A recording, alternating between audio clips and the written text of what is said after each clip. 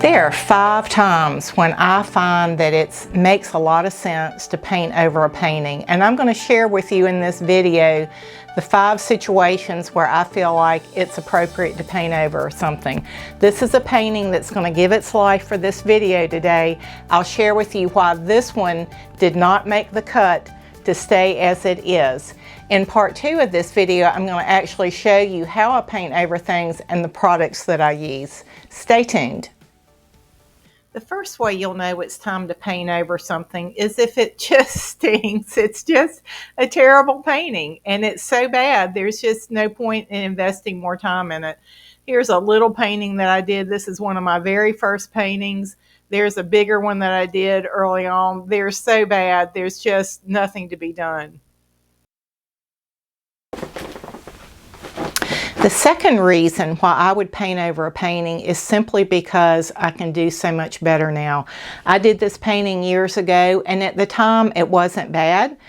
There are several things about this painting that I like. There's some things compositionally about this painting that are terrible.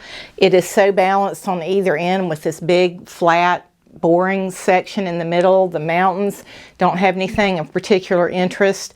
I used little bitty brushes back then, and while this detail is kind of nice in the front, I like a looser, more impressionistic style. If I did this painting over, I would change so many things about it that it just bothers me. I've never put this on my website. I've never put it out there for sale.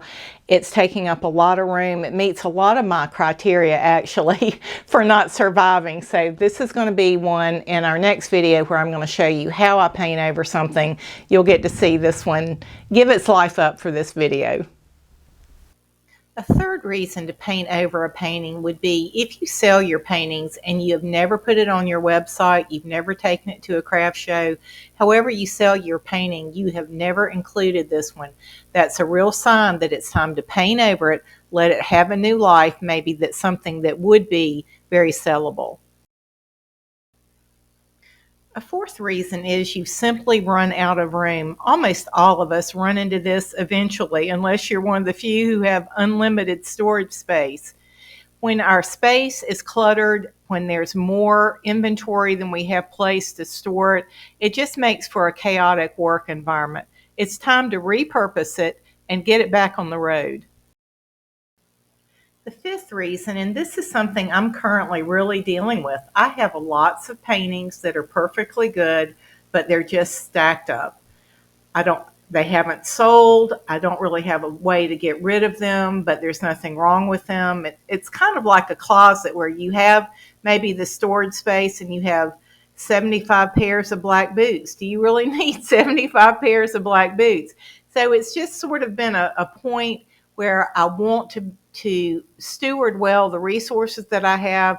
Maybe some of these paintings need to be gifted. Maybe they need to be sold for cheap and the money given to charity.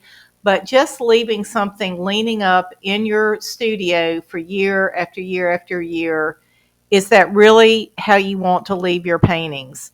And does the value of keeping it outweigh the value of reusing it? Just something to think about. Hey, if you've enjoyed this video, would you consider hitting the like and subscribe buttons? If you'd like to find out more about me and how I can help you grow as an artist, please check out my website. There you'll find very inexpensively priced courses and shorter tutorials. You'll find a link in the description box below. You can also see my available paintings. 25% of my painting sales goes to build water wells through hydrating humanity. Thanks for watching, and God bless.